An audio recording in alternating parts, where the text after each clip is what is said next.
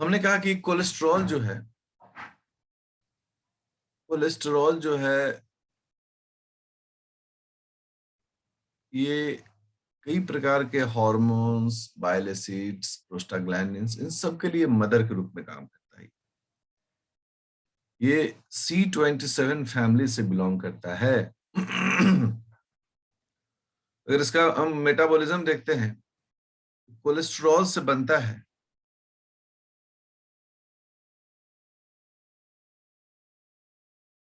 प्रेग्नेनोलोन। ये प्रेग्नेनोलोन नाम का एक केमिकल बनता है जो C21 फैमिली से, और प्रेग्नेनोलोन से फर्दर प्रोजेस्टाजेन नाम का केमिकल बनता है। प्रोजेस्टाजेन, ठीक है, ये भी C21 फैमिली से बिलोंग करता है। और प्रोजेस्टाजेन से 3 अलग अलग कंपाउंड्स का बायोसिंथेसिस होता है, ठीक है, जिसमें पहला है ग्लूकोकॉर्टिकॉइड्स। हम सब जानते हैं कि ये एड्रिनल कॉर्टेक्स से निकलने वाला हार्मोन है, C21 फैमिली से बिलोंग करता है। दूसरा होता है मिनरेलोकॉर्टिकॉइड्स।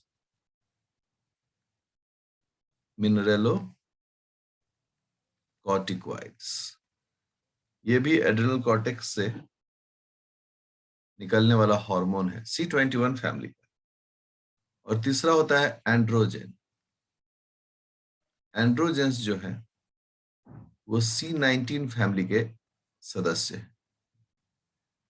तो कोलेस्ट्रॉल कैसे इसका मेटाबॉलिज्म चलता है? तो कोलेस्ट्रॉल से प्रेग्नेनोलोन, प्रोजेस्टाजेन, प्रोजेस्टाजेन से फिर ग्लूकोकॉर्टिकॉइड्स, मिनरेलोकॉर्टिकॉइड्स और एंड्रोजेंस का बायोसिंथेसिस होता है। अब जो एंड्रोजेंस है, एंड्रोजेंस C19 फैमिली का ये सदस्य, इससे फर्दर एस्ट्रोजेंस का बायोसिंथेसिस होता है। एस्ट्रोजेंस जो कि C18 फैमिली का मेंबर है। इस प्रकार से यह जो टेबल है, इस टेबल ने आपको एक ब्रीफ आइडिया दिया कि कैसे कोलेस्ट्रॉल जो है वह शरीर में जितने भी स्टेरॉइड्स हैं उसको बनाने के लिए एक प्रिकर्सर मॉलिक्यूल का काम करता है। तो हम कह सकते हैं कि कोलेस्ट्रॉल जो है, cholesterol is precursor of steroids and sterols in our body, हमारे शरीर में ये इतना डायनामिक काम करता है। इसलिए कोलेस्ट्रॉल बुरा नहीं है, ठीक है। बुरा सिर्फ तभी है यह जब जरूरत से ज्यादा हो, तब ये बुरा है। और वो हम जानते हैं कि कुछ भी चीज अगर जरूरत से ज्यादा हो तो वो बुरा ही कहलाता है। ये अभी आपने कोलेस्ट्रॉल का एक काम करने का तरीका देखा। एक जो ग्रुप है उससे हम लोग बोलते हैं इर्गोस्टेरॉल। इर्गोस्टेरॉल जो है यह C28 फैमिली का मेंबर है, जिसे हम लोग बोलते हैं C28 स्टेरॉइड फैमिली, उसका ये मेंबर है। ये प्लांट्स में मिलता है। प्लांट्स, कोलेस्ट्रॉल एनिमल मिलता है, ये प्लांट्स में मिलता है। इर्गोट, यीस्ट, इसका न्यूरोस्पोरा, इन सब में ये पाया जाता है, ठीक है। अगर इसका स्ट्रक्चर आप गौर करें, स्ट्रक्चर का तो बेसिक आइडिया सबको दे चुके हैं। मुझे उम्मीद है कि आप लोग उसको अभ्यास किए होंगे। कल जरूर अभ्यास करें। आप जितना अभ्यास करेंगे उतना ही आपका मजबूत पक्ष रहेगा। मैं कहता हूं एकदम याद हो जाए कोई जरूरी नहीं है, लेकिन दिमाग में ये एक प्रकार का छपना चाहिए। ये basic structure, we all know it. इसमें जो डबल बॉन्ड्स होते हैं 5 और 6 के बीच में होता है, 7 और 8 के बीच में होता है, और इसके बाद इसमें साइड ब्रांच जो है वो होते हैं, एक यहाँ 18, 19, देखिए हम इसको नंबरिंग कर देते हैं, 18, 19, और फिर देखिए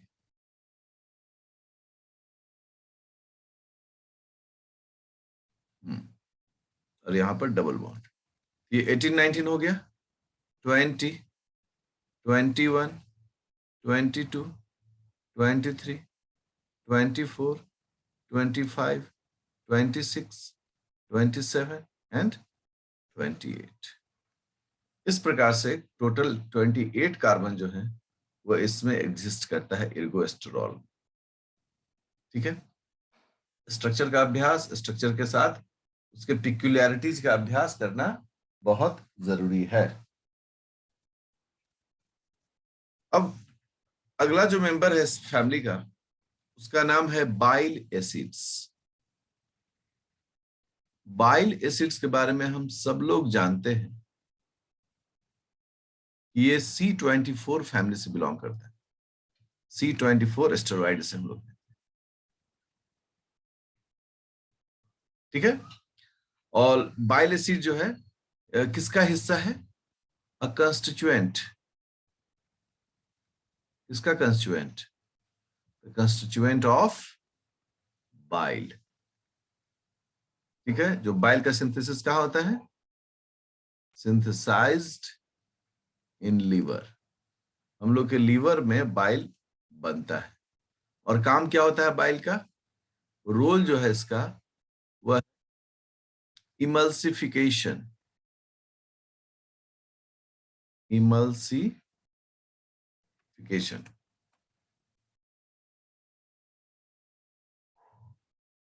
इमल्सिफिकेशन ऑफ फैट, ये फैट का इमल्सिफिकेशन करता है, उसको माइसेलर फॉर्म में बनाता है। यह जो है एक प्रकार का स्टेरॉइड है, कोलेस्ट्रॉल से ही ये डिराइव होता है, ठीक है ना।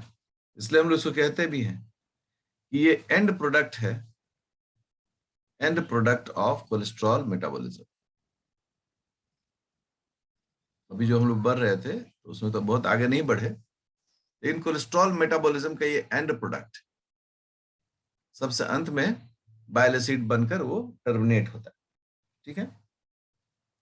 इसके कई प्रकार भी होते हैं, कई टाइप, जैसे कॉलिक एसिड। कॉलिक एसिड एक बाइल एसिड है। ग्लाइकोकॉलिक एसिड, यह भी एक प्रकार का बाइल एसिड है। टॉरोकॉलिक एसिड, टॉरोकॉलिक एसिड।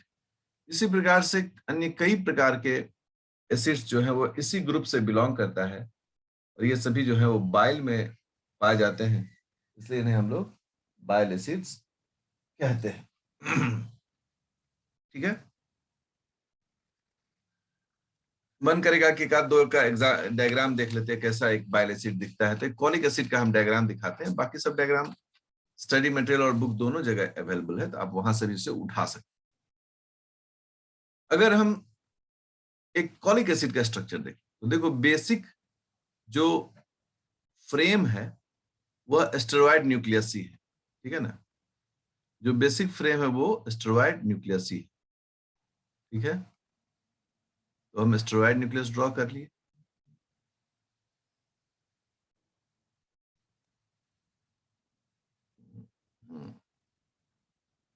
बढ़िया, ये टोटल 17 मेंबर है। अब इसमें OH रहता है, यहां पर इसमें एक और OH रहता है, सातवें पोजीशन पर भी क्या होता है? OH होता है। और कार्बन देखो, ये हो गया 18th कार्बन, ये हो गया 19th कार्बन। उसके अलावा यहां पर भी कार्बन चेन इसके पास होता है। ओके, सो 18, 19, 20, 21, 23, 24। ठीक है, तो इस प्रकार से ये 24 कार्बन का ग्रुप है। रुक जाओ, यहाँ थोड़ा सीधा करना पड़ेगा उसको। ये जो है ना, यहाँ सीधा चलाएगा, ये यहाँ नहीं रहेगा, ठीक है ना, ऐसे। तो ये 24 का परिवार। अब इसमें डबल बॉन्ड कहां पर है? इसमें डबल बॉन्ड कहीं नहीं है, बस इस रिंग में भी एक OH है। आप देखें कि एक कॉलिक एसिड में बड़ा पिक्युलियर है कि 3 OH ग्रुप और एक एसिड ग्रुप। क्योंकि एसिड ग्रुप सीनियर होता है फंक्शनल ग्रुप में, इसलिए इसका नाम कॉलिक एसिड पड़ा। तो इसी प्रकार थोड़ा थोड़ा वेरिएशंस होकर ये स्ट्रक्चर बनता है। कोई भी बाइल एसिड रहेगा, उसमें ये 2 जगह पर OH निश्चित रूप से रहता ही रहता है, और इस रिंग्स में कहीं भी डबल बॉन्ड नहीं देखा जाता। एक बाइल एसिड का कॉमन फॉर्मूला है आपको जो मैंने बताया। अब हम लोग का जो चौथा ग्रुप है इसमें स्टेरॉइड्स में, वह है हार्मोन्स का। ठीक है, कौन कौन से हार्मोन्स होते हैं जो इस ग्रुप से बिलोंग करते हैं? तो हम कह रहे हैं इसमें कि जितने भी सेक्स हार्मोन्स हैं सब इससे बिलोंग करते हैं। ठीक है, और Adreno adrenal cortex hormones, adrenal cortex hormones, ये दोनों जो हैं यह बिलोंग करते हैं किससे? एस्ट्रॉइड फैमिली से। ठीक है ना, सभी एस्ट्रॉइड्स होते हैं। अब इसमें कोई एक कार्बन कोई फिक्स कार्बन का तो नंबर नहीं है, तो अलग अलग इसमें कार्बन का फैमिली है। जैसे C21 एस्टेरॉइड, अगर C21 एस्टेरॉइड्स आप देखते हैं तो मिलता है प्रोजेस्टेरॉन, ठीक है, कॉर्टिसोल, है, डीऑक्सी कॉर्टिको एस्टेरोन, ये हो गया, ये भी कॉर्टेक्स में मिलता है। C19 परिवार को अगर हम देखें, C19 एस्टेरॉइड्स को, तो यहां पर हमको मिलता है टेस्टोस्टेरोन, टेस्टोस्टेरोन, ये मेल सेक्स हार्मोन है। और C18 फैमिली, एस्टेरॉइड फैमिली हम सब जानते हैं, यहाँ से एस्ट्रोजेंस जो हैं जितने भी हों वो सभी इससे आते हैं। एस्ट्रोजेंस, एस्ट्राडायोस दिखाया। तो हार्मोन्स अंदर में ऐसे 3 परिवार जो है वो हमको देखने को मिलता है। अगर इनका भी एक डायग्रामेटिक कंपैरिजन किया जाए तो कॉमन जो स्ट्रक्चर है वो इसी प्रकार से है, स्टेरॉइड न्यूक्लियस। आप भी मेरे साथ बना रहे हैं सभी लोग? हाँ ना? Yes sir. गुड। हाँ, एक हो गया।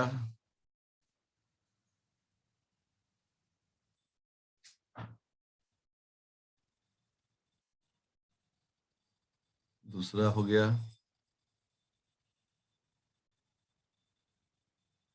और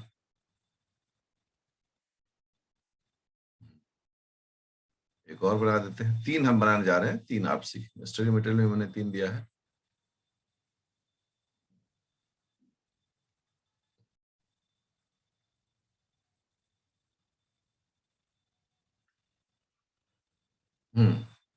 देखिए, ये 3 रंग बन गया।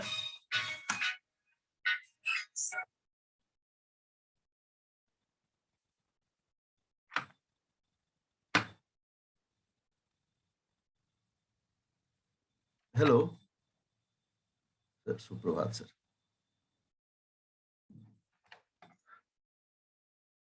अब देखिए, ये जो आपको यहाँ 3 डायग्राम हम दिखा रहे हैं, ये 3 डायग्राम हम पहले बनाएंगे एस्ट्रोजन।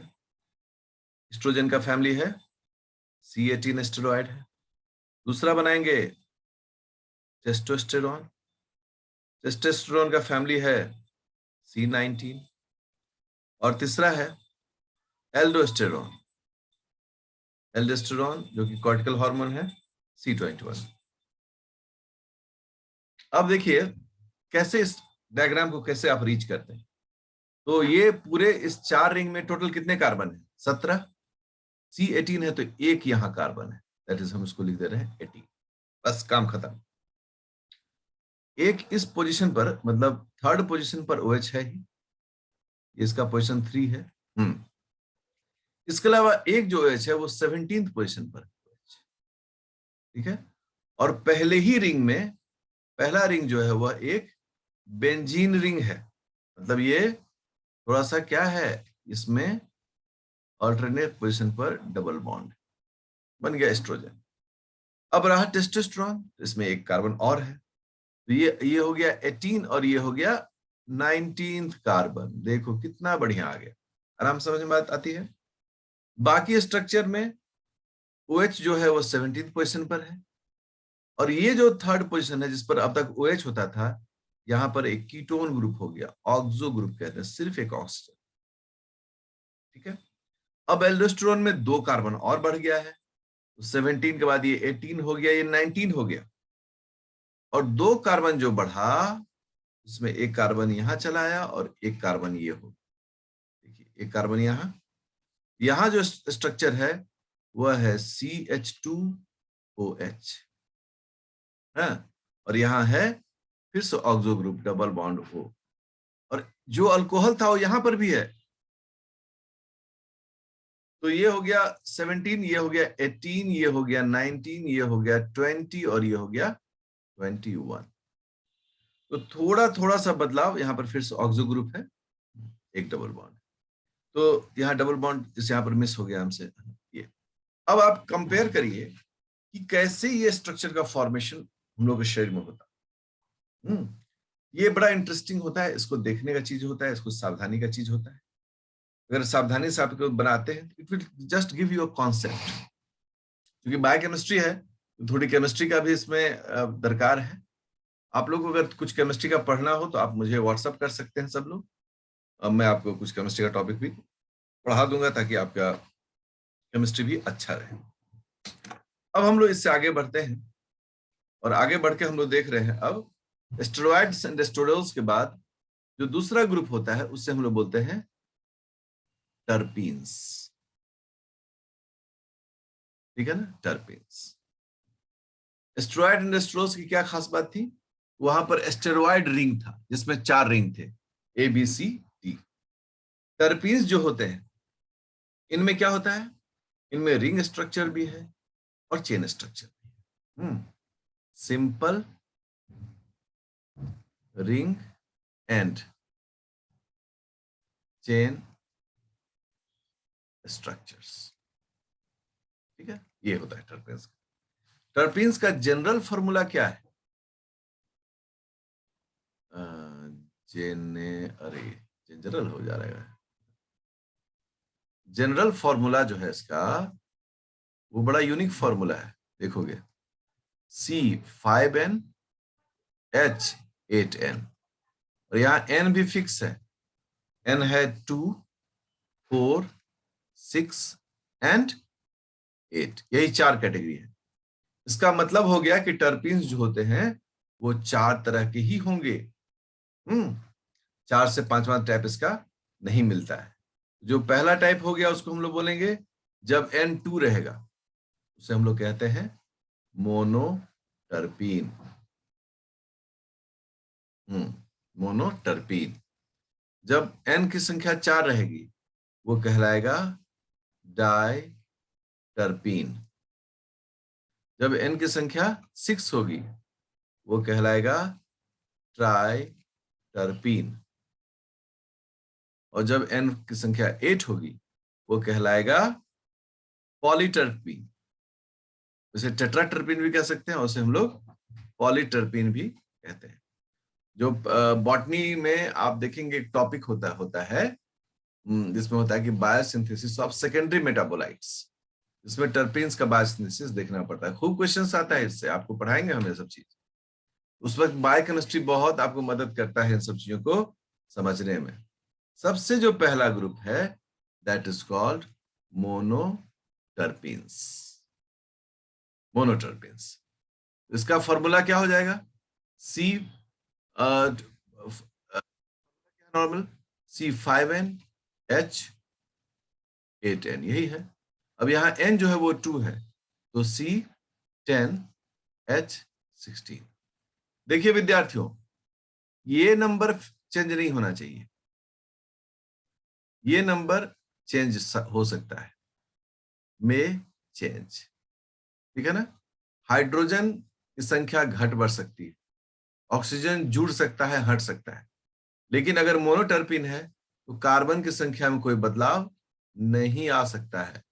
अगर आप कार्बन की संख्या में बदलाव कर देंगे तो वो मोनोटर्पिन नहीं रहेगा।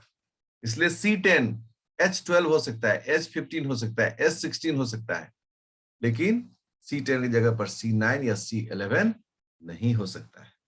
ये आप एकदम दिमाग में बिठा के चले। ये जो मोनोटर्पिन्स का जो परिवार है, इस परिवार में यूजुअली खुशबूदार जो इत्र होता है वो आता है, हम लोग कहते हैं वोलाटाइल, मतलब जो आराम से हवा में भाप बन जाए, फ्रैग्रेंस, ठीक है ना। वोलाटाइल फ्रैग्रेंस इसके अंतर्गत में, ठीक है। अगर वोलाटाइल फ्रैग्रेंस की बात करें तो जैसे हम लोग पिपरमिंट खाते हैं, उसमें मेंथोल होता है ना। टॉफी में भी यूज किया जाता है, गर्मी में ठंडी का दे एहसास, ये चाहो टॉफी खाइए एकदम गला ठंडा कर देगा, उसमें क्या होता है, मेंथोल होता है। और मेंथोल जो होता है वो क्या होता है, पेपरमिंट ऑयल होता है, पेपरमिंट ऑयल। और ये इस मोनोटर्पिन्स होता है। देखते हैं कितना इंडस्ट्री में यूज है इसका। इसके अलावा लिमोनिन, ये लेमन ऑयल होता है। आप किसी भी नींबू के परिवार का सदस्य हो, जैसे अभी संतरा बहुत मिल रहा होगा, संतरा के स्किन पर आप देखेंगे कि हल्की हल्की एक खुशबू आती है, खुशबू से हम पहचान जाते हैं कि ये क्या है, ये संतरा है? इसके अलावा जर्न ऑयल, जर जर्नी ऑयल, ठीक है ना। ये जो है ये रोज ऑयल होता है, रोज ऑयल। उसके अलावा मैरसीन, मैरसीन जो है वो ऑयल ऑफ बे कहा जाता है। ये सभी बड़े इंडस्ट्री के लिए बड़े महत्वपूर्ण ऑयल्स हैं, ये सभी कमर्शियल ऑयल्स हैं, और सबका सोर्स क्या है, ये सभी मोनोटर्पिन्स हैं। इंटरेस्टिंग है। अब सेकेंड जो ग्रुप है इसमें, उसे हम लोग बोलते हैं डाइटर्पिन्स, डाइटर्पिन्स। इसमें एन का फॉर्मूला हो जाएगा कि वो 4 है, तो C20H32, ठीक है। 5 गुने 2 और 4 तो 5 का 20, और 8 गुने 4 8 का 32 डाइटर्पिन। इस डाइटर्पिन में कौन कौन सा आता है एग्जाम्पल, रेजिन्स, बल्साम्स, ये सभी इंडस्ट्रीज हैं। रेजिन इंडस्ट्री यहीं पर नामकुम में है, रांची में, रेजिन गम इंडस्ट्री, ये सब इसी से बिलोंग करता है, प्लांट से निकलता है, ठीक है।